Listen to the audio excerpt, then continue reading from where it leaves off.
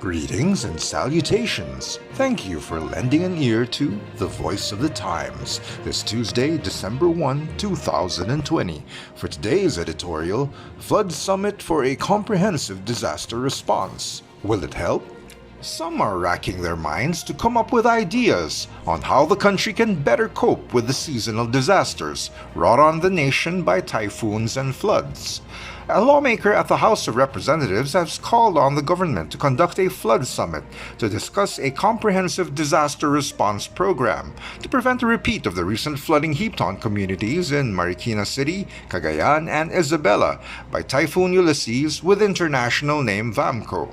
Quezon City's 2nd District Representative Precious Hipolito Castelo, noting how destructive typhoons in the past have inflicted the same extensive damage on low-lying areas, including parts of her district, said we have not learned our lesson from these disasters. 11 years after, many of those flooded by Typhoon Ondoy with international name Ketsana swear that Ulysses was even worse. What have we done during those 11 years? What measures have we taken to prevent similar flooding? She questioned. There must be a comprehensive, holistic, and well-coordinated effort to avert flooding, Castelo said.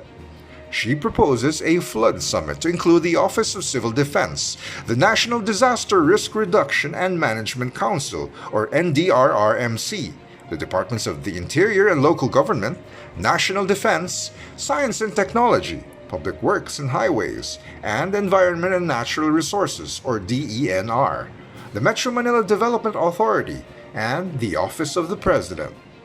Government officials should be involved in a comprehensive flooding and disaster response program because they are the implementers and foot soldiers on the ground, she said. Castelo suggested exploring flood prevention measures implemented by some European countries that have successfully contained flooding. She said some of the concerned agencies should send personnel to these countries to study their programs and the flood containment structures that they have built. We can even ask them to lend us some of their engineers and experts, she noted.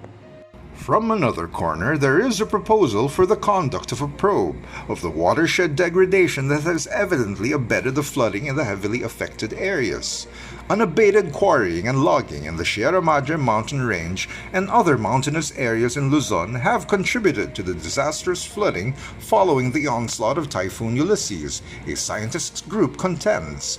The Advocates of Science and Technology for the People, or AGHAM, said their research shows that aside from the excessive amount of rainfall dumped by the typhoons, the degraded condition of watersheds upstream the Marikina, Pasig, and Cagayan rivers was also a critical factor in the floods that devastated communities in Marikina City and in the provinces of Rizal and Cagayan.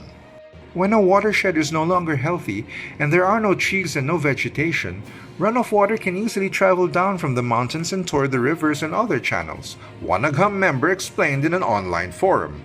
Land conversion and urban expansion have played a role in the worsening state of the country's watersheds, she said. Water running off toward the urban areas are blocked by structures as well as by garbage, she added. These destructive activities, AGHAM said, persist despite the protected status of some of the watersheds such as the Upper Marikina Watershed Protected Landscape. 3 mining companies with mineral processing sharing agreements operate within the protected area in the towns of Baras and Tanay in Rizal Province.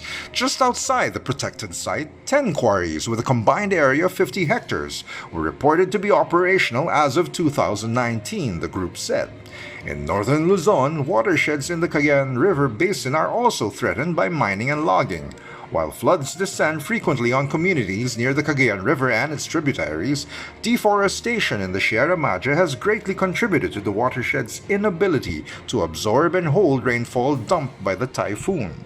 These are sensible suggestions that should be taken up by government agencies that are already engaged in and mandated to address these problems.